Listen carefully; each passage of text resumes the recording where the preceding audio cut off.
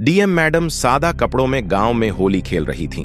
दरोगा ने आकर उनका हाथ पकड़ा और लालच देकर छेड़ने की कोशिश की। फिर जो हुआ उसे सुनकर आप भी हैरान रह जाएंगे। गांव की गलियों में गुलाल उड़ रहा था, ढोल की थाप पर लोग झूम रहे थे और ठंडाई का नशा माहौल में घुल चुका था। हर कोई होली के रंग में रंगा था, लेकिन किसी को नहीं पता था कि इस भीड़ में एक ऐसी शख्सियत मौजूद है जिसकी असली पहचान सामने आते ही भूचाल आ जाएगा। एक पानीपुरी वाले के ठेले के पास एक साधारण सी दिखने वाली महिला खड़ी थी। उसने साधारण सूती साड़ी पहनी हुई थी, आंखों पर मोटा चश्मा लगा था और सिर पर पल्लू था। देखने में वह किसी आम घरेलू महिला की तरह लग रही थी जो बाजार में घूमने आई हो। किसी को यह अंदाजा भी नहीं था कि यह कोई और नहीं बल्कि शहर की डीएम मैडम है, जो भेष बदलकर आम लोगों के बीच उनके दुख दर्द समझने आई हैं। मैडम ने एक पानीपुरी वाले के ठेले पर जाकर कहा, भैया जरा तीखी वाली बनाना। पानीपुरी वाले ने मुस्कुराते हुए जवाब दिया, हाँ मैडम, बहुत मजेदार बनाऊंगा। वह उन्हें कुरकुरी पूरी में मसालेदार पानी भरकर देने लगा। पहला ही कौर खाते ही मैडम को एहसास हुआ कि यह सच में बेहद स्वादिष्ट था। उन्होंने और भी पानीपुरी खाने का इशारा किया। वे ठेले वाले की मेहनत और उसकी व्यवहार कुशलता को परख रही थीं। अचानक माहौल में एक अलग सा तनाव आ गया। 4 पुलिस वाले मोटर बाइक पर आए। उनकी वर्दी पर धूल जमी थी और चाल ढाल से वे किसी बाहुबली से कम नहीं लग रहे थे। उनमें से एक ने पानीपुरी वाले को घूरते हुए कहा, अबे तेरा ठेला यहाँ कैसे लगा? कितनी बार कहा है कि सड़क के किनारे अतिक्रमण मत कर, लेकिन तेरी हिम्मत तो देखो। पानीपुरी वाले ने हाथ जोड़कर कहा, साहब हम गरीब आदमी हैं, यही करके परिवार पालते हैं। लेकिन पुलिस वाले सुनने के मूड में नहीं थे। उन्होंने ठेले पर जोरदार लात मारी जिससे सारी पानीपुरी नीचे गिर गई। भीड़ सहमी हुई खड़ी थी, लेकिन कोई कुछ कहने की हिम्मत नहीं कर पा रहा था। मैडम को यह देखकर गुस्सा आ गया। उन्होंने आगे बढ़कर कहा, यह क्या तरीका है? किसी गरीब की रोजी रोटी ऐसे उजाड़ दी। एक पुलिस वाला उनकी तरफ मुड़ा। उसने ऊपर से नीचे तक उन्हें घूरा और हंसते हुए बोला, ओहो, ये देखो समाज की नई नेता आ गई। अरे मैडम, तुम अपने घर जाओ, यह हमारा मामला है। मैडम ने गहरी सांस ली और सख्त आवाज में बोली, गरीबों के साथ अत्याचार करना कौन सा कानून है? पुलिस वाले को यह जवाब पसंद नहीं आया। वह गुस्से में भड़क गया और तैश में आकर उसने जोरदार थप्पड़ मैडम के गाल पर जड़ दिया। चारों ओर सन्नाटा छा गया। कोई कुछ समझ नहीं पा रहा था। थप्पड़ इतना तेज था कि मैडम का चश्मा नीचे गिर गया। उनका चेहरा लाल हो गया। लोग खड़े देख रहे थे। किसी को यकीन नहीं हो रहा था कि पुलिस ने एक महिला पर हाथ उठाया है, लेकिन पुलिस वालों को इससे कोई फर्क नहीं पड़ा। बड़ी आई कानून सिखाने वाली, चल थाने चल। पुलिस वाले ने मैडम का हाथ पकड़कर घसीटने की कोशिश की। अब मैडम को एहसास हुआ कि स्थिति हाथ से निकल रही है।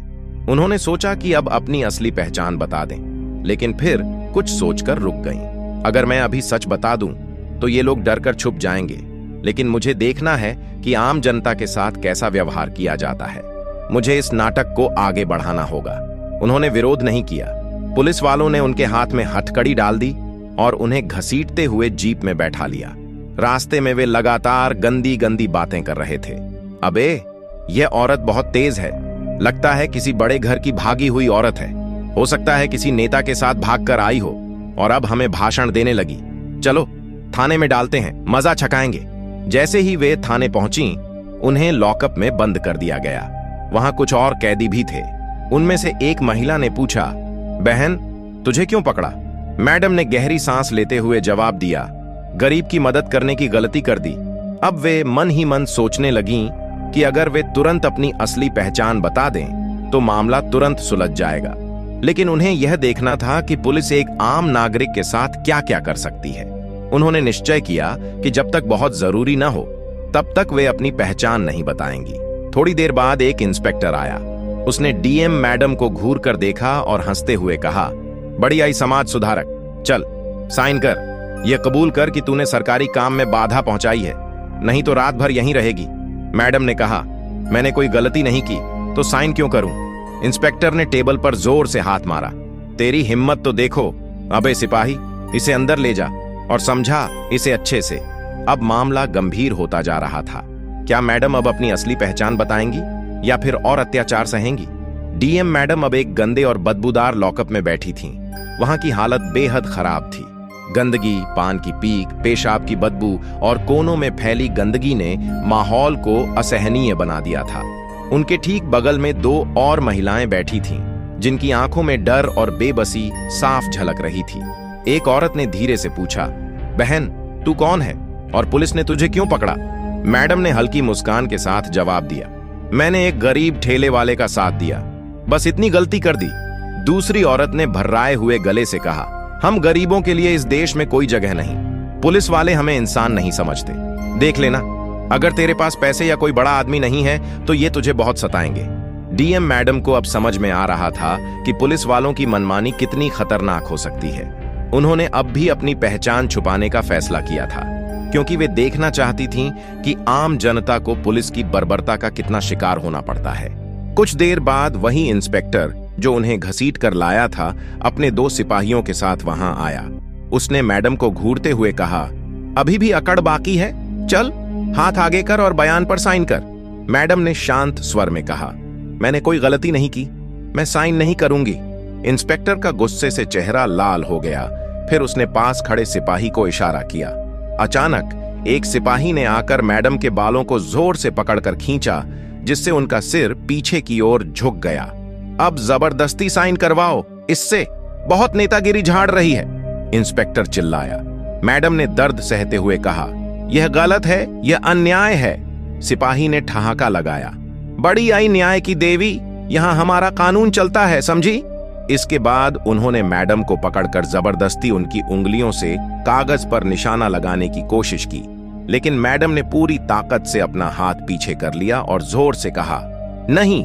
इंस्पेक्टर और ज्यादा गुस्से में आ गया। उसने एक और सिपाही को बुलाकर कहा, इसकी अकड़ निकालो, समझाओ इसे अच्छे से। 2 सिपाही आगे बढ़े और उन्होंने मैडम को पकड़कर जबरदस्ती लॉकअप से बाहर निकाला। फिर उन्होंने एक कमरे में ले जाकर धक्का देकर जमीन पर गिरा दिया। अब बता, मान जाएगी या और तरीका अपनाना पड़ेगा? एक सिपाही गुर्राया। मैडम ने सिर उठाकर उसकी आंखों में आंखें डाल दी। उन्हें गुस्सा आ रहा था, लेकिन वे अभी भी संयम बनाए रखना चाहती थीं। तभी एक सिपाही ने आगे बढ़कर उन्हें जबरदस्ती उठाया और जोर से धक्का दिया, जिससे वे फिर से गिर गईं। फिर उसने एक लकड़ी की छड़ी उठाई और कहा, अब तू देख कितनी समाज सेवा करती है। तभी बाहर से किसी के तेज कदमों की आहट आई। एक अन्य पुलिस अफसर अंदर आया और गुस्से से बोला, क्या हो रहा है यहाँ? इंस्पेक्टर हड़बड़ाकर बोला, सर, ये औरत बहुत बदतमीज है, कानून का उल्लंघन कर रही है, सरकारी काम में बाधा पहुंचा रही है। अच्छा, और तुम लोग इस पर बल प्रयोग कर रहे हो? अफसर ने संदेह भरी नजरों से देखा। सर, ये बहुत चालाक है, इसे सही से सबक सिखाना जरूरी है। डीएम मैडम ने उस अफसर की आंखों में सीधे देखा और कहा, अगर आपको कानून की थोड़ी भी समझ है तो आप जानते होंगे कि बिना किसी अपराध के किसी महिला को इस तरह टॉर्चर करना गैर कानूनी है। अफसर कुछ पल चुप रहा, फिर उसने इंस्पेक्टर को घूरा, बिना सबूत के इसे क्यों बंद किया है? इंस्पेक्टर थोड़ा असहज हो गया। सर, हमने इसे सड़क पर झगड़ा करते पकड़ा था, यह लोगों को भड़काने का काम कर रही थी।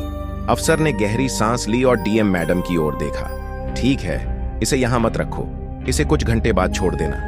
इंस्पेक्टर ने नाखुशी जाहिर की, लेकिन आदेश मानने के सिवाय उसके पास कोई चारा नहीं था। डीएम मैडम को वापस लॉकअप में डाल दिया गया। अब वे सोचने लगीं कि क्या उन्हें अपनी असली पहचान उजागर करनी चाहिए या और इंतजार करना चाहिए। इधर पुलिस वालों ने अपना दूसरा खेल शुरू कर दिया। उन्होंने जानबूझकर डीएम मैडम को परेशान करने के लिए बदबूदार कंबल दिया, जो शायद महीनों से धोया नहीं गया था। उन्होंने खाने में बचा खुचा और बासी खाना दिया, जिसे कुत्ते भी न खाएं। लेकिन मैडम के चेहरे पर कोई शिकन नहीं आई। उन्होंने सब कुछ सहने का निश्चय किया था, क्योंकि वे जानना चाहती थीं कि आम जनता को किस तरह का अन्याय सहना पड़ता है। अगली सुबह इंस्पेक्टर फिर आया। अबे, आज तेरी किस्मत अच्छी है, चल, तेरी जमानत हो गई। मेरी जमानत? मैडम ने आश्चर्य से पूछा। हाँ, तेरे जैसे लोगों को बचाने के लिए कोई ना कोई मूर्ख आ ही जाता है। वे उठकर बाहर आईं। बाहर एक पत्रकार खड़ा था, जिसने उनके बारे में सुना था और उनके लिए आवाज उठाने आया था। मैडम, आप पर क्या आरोप हैं? कोई नहीं, सिर्फ इंसानियत दिखाने की सजा मिली थी, मैडम ने हल्की मुस्कान के साथ कहा। अब वे सोच रही थीं कि क्या अब समय आ गया है कि वे अपनी असली पहचान बता दें। डीएम मैडम अब भी लॉकअप के बाहर खड़ी थीं, लेकिन उनके चेहरे पर किसी तरह की घबराहट या परेशानी का भाव नहीं था। पत्रकार के सवालों का जवाब देने के बजाय वे चुपचाप पुलिस स्टेशन के चारों ओर देख रही थीं। वहां कुछ गरीब लोग अपनी शिकायत दर्ज कराने आए थे, लेकिन पुलिस वालों ने उन्हें धमकाकर भगा दिया। एक बूढ़ी महिला रोती हुई कह रही थी, साहब, मेरे बेटे को बिना वजह पकड़ लिया गया है। मैं आपसे हाथ जोड़ती हूं, प्लीज मेरी बात सुनिए। लेकिन वहां बैठे दारोगा ने उसकी ओर देखा तक नहीं, उल्टा उसे धमकाने लगा, भाग यहां से वरना तुझे भी अंदर डाल दूंगा। मैडम का खून खोल उठा, लेकिन वे अब भी खुद पर काबू रखे हुए थीं।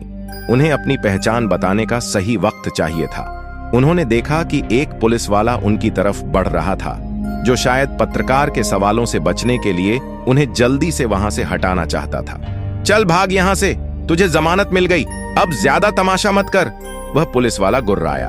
मैडम ने एक गहरी सांस ली और धीमे स्वर में कहा, जमानत किसने दी? तेरे बाप ने नहीं दी, कोई और आया होगा, तुझे क्या फर्क पड़ता है? पुलिस वाला हंसा। पत्रकार ने तुरंत सवाल किया, मैडम, क्या आप हमें बता सकती हैं कि आपको किस आधार पर गिरफ्तार किया गया था और क्या पुलिस ने आपके साथ कोई अनुचित व्यवहार किया? मैडम ने कुछ देर सोचा और फिर मुस्कुराते हुए कहा, अब समय आ गया है। उन्होंने जेब से अपना फोन निकाला और किसी को कॉल लगाया। दूसरी तरफ से आवाज आई, जी मैडम, आदेश दीजिए। अब पुलिस वालों के चेहरे पर हैरानी छा गई। इंस्पेक्टर, जो अब तक अकड़ कर खड़ा था, चौकन्ना हो गया। उसने पास खड़े सिपाही से धीरे से पूछा, ये औरत कौन है? सर, कोई गरीब लगती थी, लेकिन अब शक हो रहा है, कहीं कोई बड़ी अफसर तो नहीं? सिपाही ने जवाब दिया। मैडम ने फोन पर कहा, 5 मिनट में पुलिस स्टेशन आओ और डीएम ऑफिस की पूरी टीम को लेकर आओ। अब इंस्पेक्टर के माथे पर पसीना छलक आया। उसने घबरा कर पूछा, अबे, कहीं ये कोई बहुत बड़ी अफसर तो नहीं? थोड़ी ही देर में पूरे पुलिस स्टेशन में हड़कंप मच गया। सायरन बजाती हुई कई गाड़ियां आकर रुकीं। सबसे पहले एक सरकारी गाड़ी से एक बड़ा अधिकारी उतरा, फिर कुछ अन्य पुलिस अधिकारी। मैडम ने पूरी शान के साथ कहा, मैं जिला अधिकारी हूं। इतना सुनते ही इंस्पेक्टर और बाकी पुलिस वाले हक्के बक्के रह गए। इंस्पेक्टर के पैर कांपने लगे, उसकी आंखें चौड़ी हो गईं और मुंह से एक शब्द नहीं निकला। जिन पुलिस वालों ने कल तक डीएम मैडम को थप्पड़ मारा था, बदतमीजी की थी, वे अब अपने की पर पछता रहे थे। पत्रकार ने तुरंत कैमरा ऑन कर दिया और कहा, जिले के डीएम को ही पुलिस वालों ने पीट दिया, उन्हें जेल में डाल दिया। क्या इस जिले में पुलिस का ही कानून चलता है? मैडम ने एक गहरी सांस ली और पूरी ताकत से कहा, आज मैंने अपनी आंखों से देखा कि आम आदमी को पुलिस स्टेशन में किस तरह टॉर्चर किया जाता है। गरीबों की सुनवाई नहीं होती, महिलाओं के साथ बदसलूकी की जाती है और पुलिस खुद को भगवान समझने लगी है। लेकिन अब यह सब नहीं चलेगा। इंस्पेक्टर घुटनों के बल गिर गया। मैडम, हमें माफ कर दीजिए, हमें नहीं पता था कि आप। मैडम ने गुस्से से उसकी बात काट दी। अगर मैं डीएम नहीं होती तो क्या तुम मुझे इसी तरह पीटते रहते, इसी तरह किसी गरीब महिला को टॉर्चर करते? पूरे पुलिस स्टेशन में सन्नाटा छा गया। जो पुलिस वाले कल तक रौब झाड़ रहे थे, अब उनकी जुबान बंद हो गई थी। मैडम ने फोन उठाया और आदेश दिया, सभी दोषी पुलिस वालों को तुरंत निलंबित करो और उनके खिलाफ सख्त कार्रवाई शुरू करो। आज से इस जिले में किसी भी आम नागरिक के साथ ऐसा अन्याय नहीं होना चाहिए। इंस्पेक्टर और बाकी पुलिस वाले अब कांप रहे थे।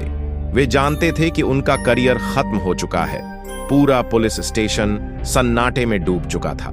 जिन पुलिस वालों ने कल तक डीएम मैडम को थप्पड़ मारा था, बदतमीजी की थी, बेशर्मी से बातें की थीं, वे सब अब घुटनों के बल गिरे हुए थे। इंस्पेक्टर के होंठ कांप रहे थे, उसका चेहरा सफेद पड़ चुका था।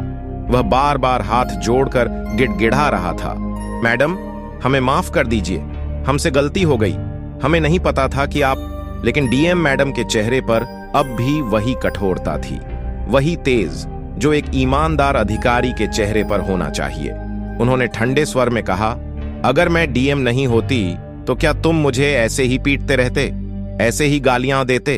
क्या किसी भी आम महिला के साथ ऐसा ही बर्ताव करते? इंस्पेक्टर सिर झुकाकर खड़ा रहा, शांत रहा।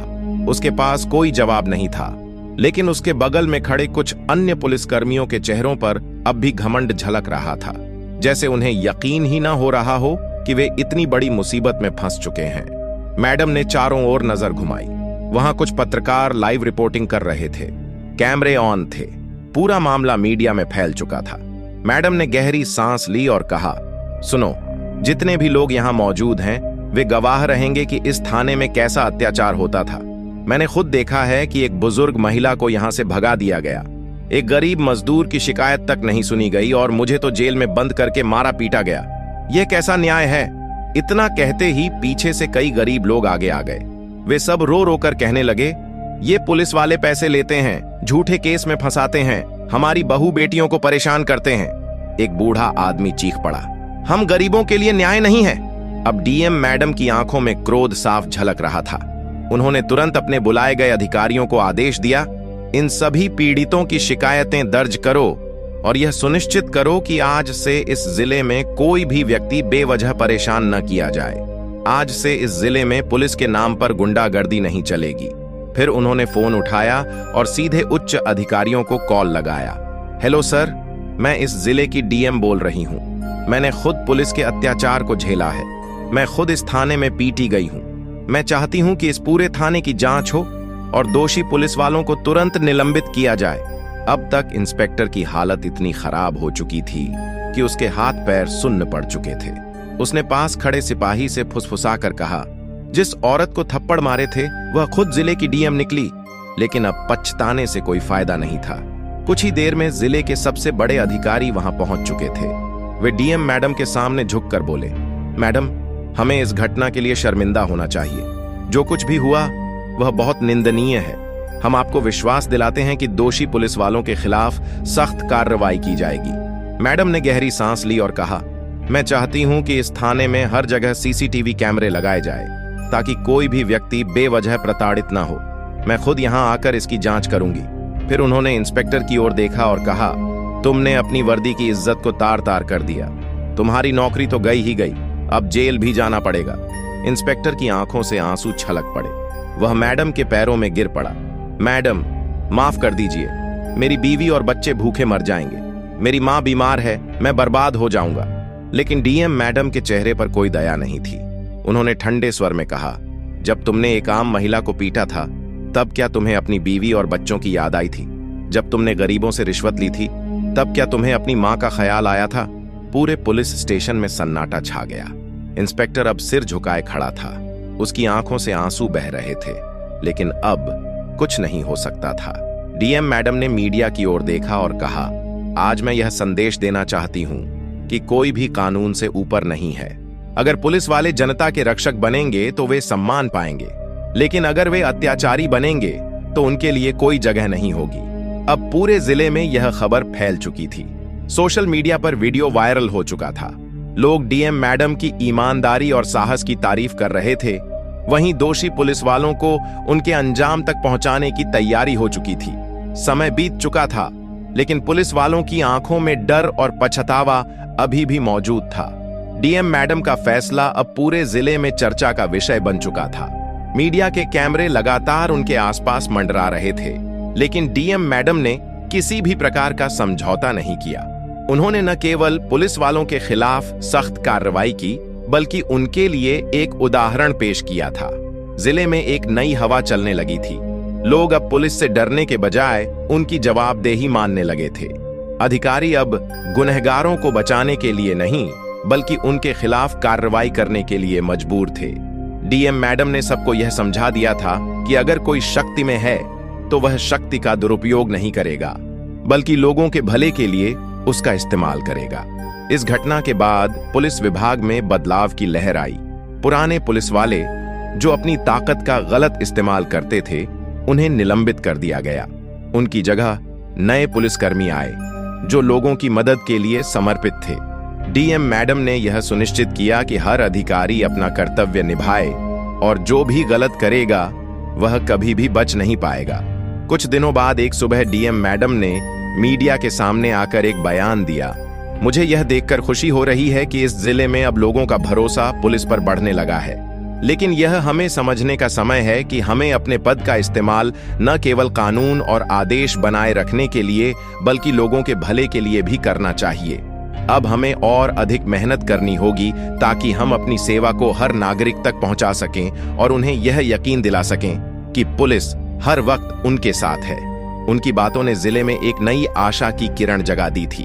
अब लोग पुलिस से डरने के बजाय उनके साथ खड़े थे। वे जान चुके थे कि अगर वे सच बोलेंगे तो उनके साथ डीएम मैडम जैसी ईमानदार अधिकारी खड़ी होंगी। उधर दोषी पुलिस वाले अपनी अपनी सजा भुगत रहे थे। उन्हें यह एहसास हो चुका था कि उन्होंने एक गहरी गलती की थी, जिसने न केवल उनके करियर को तबाह कर दिया बल्कि उनकी इज्जत को भी नष्ट कर दिया। डीएम मैडम के फैसले ने उन्हें यह सिखाया कि अगर आप अपनी ताकत का गलत इस्तेमाल करेंगे तो एक दिन वही ताकत आपके खिलाफ भी काम करेगी। हालांकि यह घटना दुखद थी, लेकिन इसने एक महत्वपूर्ण सीख दी थी। इस घटना से यह साबित हुआ था कि हमारे समाज में सबसे अहम चीज ईमानदारी और इंसाफ है। कोई भी इंसान, चाहे जितना भी बड़ा हो, वह कानून से ऊपर नहीं है। चाहे वह कोई भी अधिकारी हो या कोई आम नागरिक, जब तक वह अपनी शक्तियों का सही इस्तेमाल नहीं करता, तब तक वह सच्चा सम्मान हासिल नहीं कर सकता। डीएम मैडम ने अपनी ताकत का इस्तेमाल सिर्फ एक भ्रष्ट पुलिस अधिकारी को सजा देने के लिए नहीं किया, बल्कि हर गरीब, हर कमजोर और हर इंसान के हक को वापस दिलाने के लिए किया। उन्होंने यह भी दिखाया कि समाज में बदलाव लाने के लिए हमें खुद आगे आकर कदम उठाने होते हैं, न कि सिर्फ खड़े होकर दूसरों से बदलाव की उम्मीद रखनी होती है। यह पूरी घटना हमें यह सिखाती है कि हमें अपने कर्तव्य को निभाने में डर नहीं लगना चाहिए, चाहे वह किसी के भी खिलाफ हो। ईमानदारी और सच्चे प्रयास से हर बड़ी से बड़ी समस्या का समाधान संभव है। हमें अपने जीवन में सच्चाई, ईमानदारी और कर्तव्य के प्रति निष्ठा बनाए रखनी चाहिए। तभी हम एक सशक्त और न्यायप्रिय समाज की ओर कदम बढ़ा सकते हैं। इस कहानी से हमें यह भी सीखने को मिला कि हम सब में बदलाव लाने की ताकत है। अगर हम गलत को सहना बंद करेंगे और सही का साथ देंगे, तो धीरे धीरे दुनिया में सच्चाई और इंसाफ की जीत होगी। किसी एक व्यक्ति द्वारा उठाया गया सही कदम समाज को एक नई दिशा दे सकता है। इस कहानी से हमें यह सीख मिलती है कि हमें किसी भी तरह के अत्याचार के खिलाफ खड़ा होना चाहिए, चाहे हम किसी भी क्षेत्र में काम कर रहे हों, ताकि समाज में इंसाफ और सच्चाई की जीत हो। यह कहानी यह भी सिखाती है कि समाज में बदलाव लाने के लिए सिर्फ एक मजबूत इरादा और ईमानदार प्रयास की जरूरत होती है। अगर आपको यह कहानी पसंद आई हो तो कृपया लाइक और शेयर करें। हमारे चैनल को सब्सक्राइब करें। दर्शकों, मिलते हैं अगली वीडियो में।